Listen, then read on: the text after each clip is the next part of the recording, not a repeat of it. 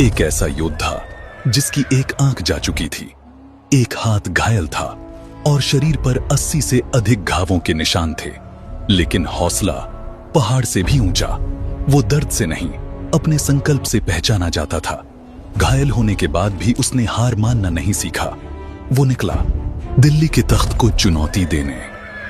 उसका सामना था मुगल बादशाह बाबर से, एक ऐसी टक्कर जिसने इतिहास का रुख बदल दिया।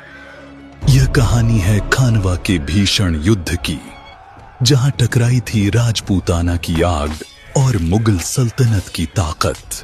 उस समय हिंदुस्तान की धरती सिर झुकाए खड़ी थी। दिल्ली की गद्दी पलट चुकी थी।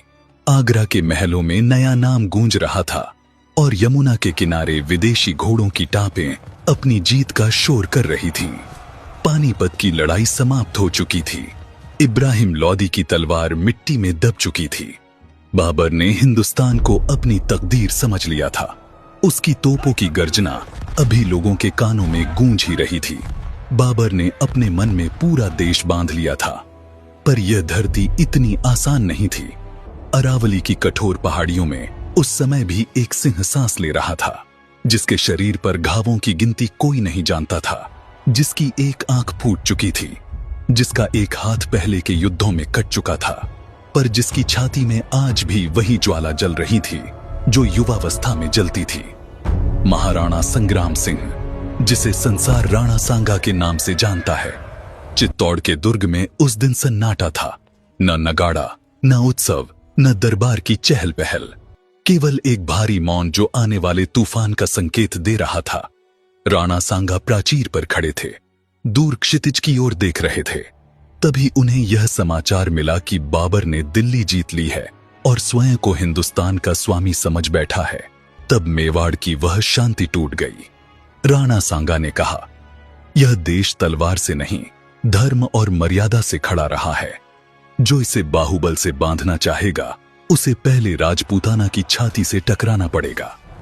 और उसी दिन राजपूताना की धरती पर संदेश दौड़ पड़े। आमेर के कछवाहे अपने घोड़ों पर चढ़े। मारवाड़ के राठौड़ भाले और तलवारें लेकर मरुभूमि से निकले। बूंदी, ग्वालियर, चंदेरी और आसपास के प्रदेशों से वीर उमड़ पड़े। अफगानों में से भी महमूद लोदी अपने दल के साथ राणा सांगा के पास आ खड़ा हुआ। धीरे धीरे एक ऐसा महासंघ बना जो वर्षों में कभी नहीं बना था। यह केवल राजाओं का मेल नहीं था, यह अंतिम प्रतिकार था। यह वह घड़ी थी जब हिंदुस्तान ने एक बार फिर खुद को बचाने की ठानी। उधर बाबर इस हलचल को देख रहा था। वह समझ गया था कि यह पानीपत नहीं है। यहां सामने केवल एक राजा नहीं, पूरी परंपरा खड़ी है। इसलिए उसने अपनी सेना को नए ढंग से सजाया। तोपों को गाड़ियों से बांधा, खाइयां खुदवाईं, घुड़सवारों को पंक्तियों के पीछे छिपाया और अपने सिपाहियों से कसम दिलवाई, आज से मेरी सेना में शराब नहीं चलेगी और इसके बदले तमघा कर समा। या तो जीत या मौत। दूसरी ओर बाबर की सेना कुछ अलग ही ढंग से खड़ी थी। यह सीधी टक्कर की सेना नहीं थी। बीच में लकड़ी की भारी गाड़ियां थीं, जिनसे लोहे की जंजीरें बंधी थीं। उनके पीछे तोपें मुंह खोले शांत खड़ी थीं, मानो शिकार के पास आने की प्रतीक्षा कर रही हों। घुड़सवार दोनों ओर छिपे थे, जैसे सांप घास में लिपट कर बैठे हों।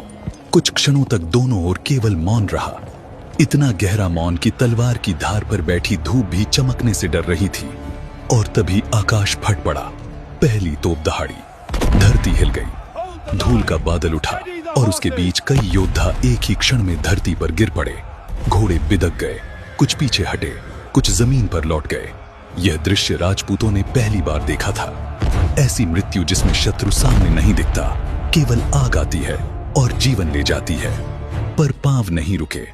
तोप की दूसरी गर्जना के साथ ही राजपूत आगे बढ़े।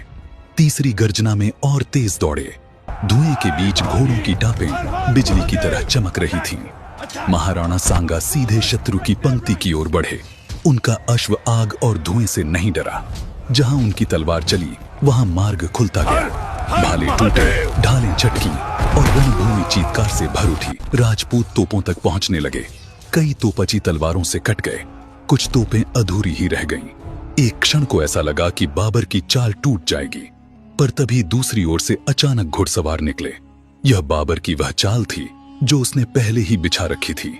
दाएं से, बाएं से, पीछे से, चारों ओर से घोड़े टूट पड़े। राजपूत सेना पहली बार चारों ओर से घिरने लगी, फिर भी वे पीछे नहीं हटे। वे जहां घिरे वहीं लड़े। समय बीतता गया, सूरज सिर के ऊपर आ गया। मैदान रक्त, धूल और धुएं से भरा पड़ा था। हवा भारी हो चुकी थी, सांस लेना कठिन था, पर तलवारें अब भी चल रही थीं। और तभी वह घड़ी आई जिसने युद्ध की दिशा बदल दी। महाराणा संग्राम सिंह लड़ते हुए अचानक डगमगाए। एक विष बाण उनके शरीर में गहराई तक धंस चुका था। क्षण भर को उनकी पकड़ ढीली पड़ी। जिस विशाल युद्ध हाथी पर वे सवार थे, उसके कदम आगे बढ़े, पर उसी क्षण महाराणा संग्राम सिंह उसकी पीठ से नीचे गिर पड़े। यह कोई साधारण दृश्य नहीं था, यह पूरे राजपूताना की आशा का धरती से टकराना था। हाथी आगे बढ़ चुका था और महाराणा भूमि पर निश्चल पड़े थे। क्षण भर पहले जो तलवार रणभूमि को चीर रही थी, वह अब धूल में पड़ी थी। यह दृश्य किसी एक स्थान तक सीमित नहीं रहा। जैसे ही यह बात फैली, महाराणा गिर गए, वैसे ही यह वाक्य आंधी की तरह पूरी सेना में फैल गया।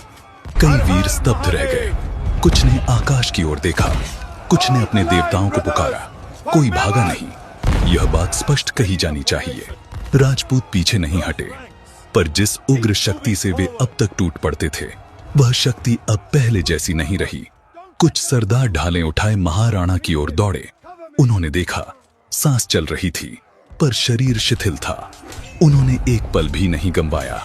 महाराणा को ढालों की आड़ में उठाया गया और युद्ध भूमि से पीछे ले जाया गया। यही वह क्षण था जब युद्ध की कमान नेतृत्वहीन हो गई। उधर बाबर यह सब देख रहा था। वह स्वयं अपनी सेना के बीच खड़ा था। उसने जैसे ही देखा कि राजपूतों की अग्रिम पंक्ति अब पहले जैसी नहीं रही, उसने कोई उत्सव नहीं मनाया। उसने तुरंत आदेश दिया, घुड़सवारों को और आगे बढ़ने का, तोपों को लगातार दागने का और पैदल सेना को दबाव बनाए रखने का। यहां से युद्ध ने वह मोड़ लिया जो इतिहास में लिखा गया है। तोपें अब बिना रुके दहाड़ रही थीं। हर गर्जना के साथ धूल और धुआं और गाढ़ा होता जा रहा था। राजपूत अब भी लड़ रहे थे, पर वे अब आग की दीवार से टकरा रहे थे। कई वीर तोपों तक पहुंचे, कई ने तोपचियों को काट डाला, पर हर एक तोप के पीछे दूसरी तैयार खड़ी थी। बाबर की वह युद्ध व्यवस्था, जिसे बाद में तुलुगमा कहा गया, अब पूरी तरह काम कर रही थी। आगे से आग और चारों ओर से घुड़सवार। दोपहर बीत चुकी थी, सूरज ढलने लगा था। मैदान अब पहचान में नहीं आता था। कहां कौन है यह कहना कठिन हो गया था। केवल लाशें, घायल और टूटे शस्त्र हर ओर बिखरे थे। राजपूतों ने अंतिम प्रयास किया। कई सरदार एक साथ टूट पड़े, पर बिना महाराणा के वह प्रयास एक दीवार से टकराई लहर बनकर टूट गया। शाम होते होते यह स्पष्ट हो गया कि युद्ध का निर्णय अब बदलने वाला नहीं है। बाबर उस दिन जीत गया, पर यह जीत उतनी सरल नहीं थी जितनी पानीपत में थी। उसने स्वयं बाद में लिखा कि उसने अपने जीवन में इतना भयानक युद्ध और इतनी जिद्दी सेना कभी नहीं देखी। उधर महाराणा संग्राम सिंह को सुरक्षित स्थान पर ले जाया गया। विष का प्रभाव धीरे धीरे उनके शरीर में फैल रहा था। वे कई दिनों तक जीवन और मृत्यु के बीच रहे।